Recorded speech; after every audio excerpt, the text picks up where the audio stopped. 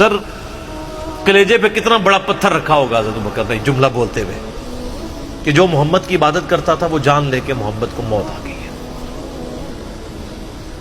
وَمَنْ كَانَ يَعْبُدُ اللَّهَ، اور جو اللہ کی عبادت کرتا ہے وہ جان لے ان اللہ حی لا یموت، اللہ زندہ ہے، اللہ کو کبھی موت نہیں آئے گی. کیا توحید کی تعلیمات ہیں. حضور کی میت کے اوپر حضور کے فضائل نہیں بیان ہو رہے، توحید بیان ہو رہی ہے. Point to be noted. کیوں؟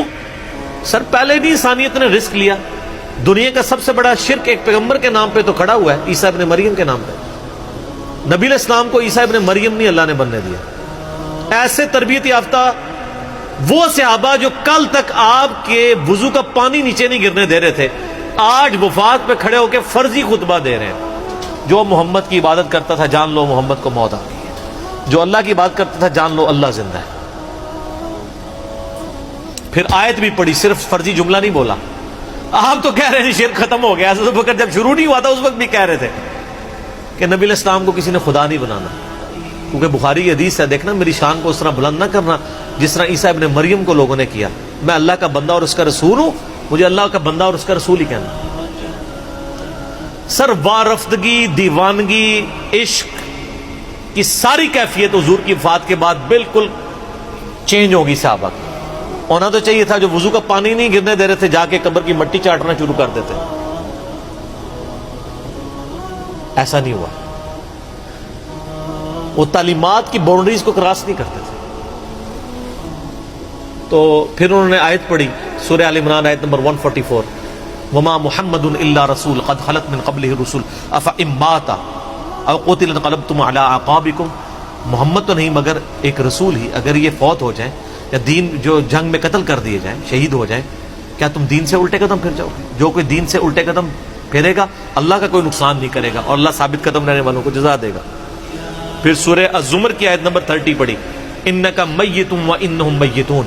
نبی تمہیں بھی مرنا ہے اور ان کو بھی موت آنی ہے تمہارے مخالفین کو. پھر تم اللہ کے حضور جھگڑو گے، اللہ تمہارا فیصلہ کرے گا. یہ سیدنا ابوبکر کی حضور کی وفات کے وقت استقامت. پھر جھگڑا کھڑا ہو گیا حضور کو دفنانا کدھر ہے.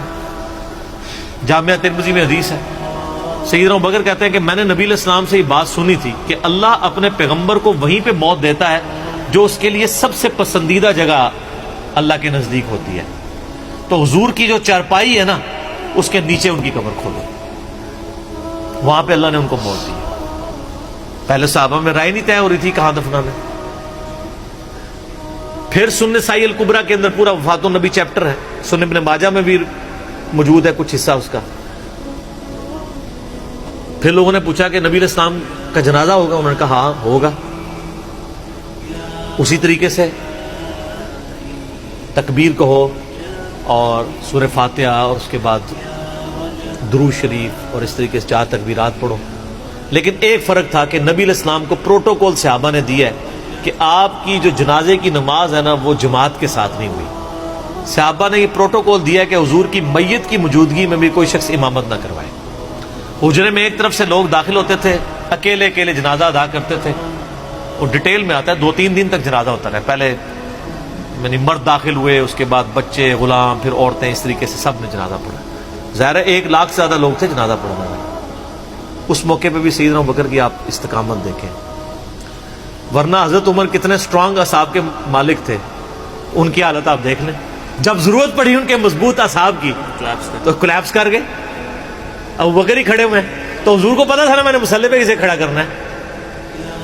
اور بخاری میں الفاظ ہیں جب مصلی پہ کھڑا کیا آپ فرمایا ابوبکر کے علاوہ سارے دروازے بند کر دو، صرف ابوبکر کے گھر کا دروازہ جو مسجد کی طرف کھلتا ہے، جو مسجد کا دروازہ ابوبکر کے گھر کی طرف ہے وہ کھلا رکھو، باقی سارے بند کر دو.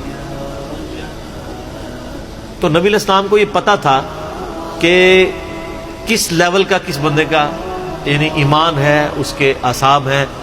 اور بخاری کے الفاظ ہیں جب حضرت ابوبکر نے خطبہ دیا، حضرت عمر کہتے ہیں میرے پاؤں میرا بوجھ نہیں اٹھا سکے اور مجھے یقین آ گیا کہ حضور فوت ہو چکے. یہاں قرآن و حدیث سن کے کسی کے کان پہ جوں تک نہیں رنگتی، وہاں پہ حضرت ابوبکر کا خطبہ اور آیات سن کے حضرت عمر کہہ رہے ہیں کہ میرے پاؤں میرا بوجھ نہیں اٹھا سکے. کہ یہ تو واقعی یہ تو قرآن کی آیت. اور اس میں بخاری مسلم صحیح بخاری میں الفاظ ہیں کئی دن تک ہم جب بھی صحابہ ایک دوسرے کو ملتے تھے تو یہی آیت سنایا کرتے تھے، وما محمد الا رسول قد خلت من قبلہ الرسل افئن مات او قتل انقلبتم علی اعقابکم، کہ محمد تو نہیں مگر ایک رسول، انہیں بھی تو موت آنی ہے، تاکہ ہمیں یہ یقین آ جائے کہ حضور دنیا سے چلے گئے۔ تو یہ صحابہ کرام علیہم رضوان کی نبی علیہ السلام کے ساتھ عقیدت تھی، اور سیدنا ابوبکر آپ کو بالکل صف اول میں نظر آئیں گے، ٹاپ آف دا لسٹ، معاملات کو ہینڈل کرنے میں، چیزوں کو بالکل من و سنت کے مطابق ڈھالنے میں، اور ہر معاملے میں رجوع لانے کے اوپر، اور اہل بیت کے ساتھ کمٹمنٹ کے اوپر، ہر مسئلے میں آپ کو حضرت ابوبکر صدیق کی قربانیاں ٹاپ آف دا لسٹ نظر آئیں۔ تو بات کہاں سے کہاں شروع ہوئی، فی البدی میں تو اور گھنٹوں بول سکتا ہوں، مجھے اتنی حدیثیں یاد ہیں یہ فضائل کے اعتبار سے۔ آخر میں اصول برکت کے لیے میں وہ حدیث بیان کروں گا جو میں اکثر بیان کرتا ہوں۔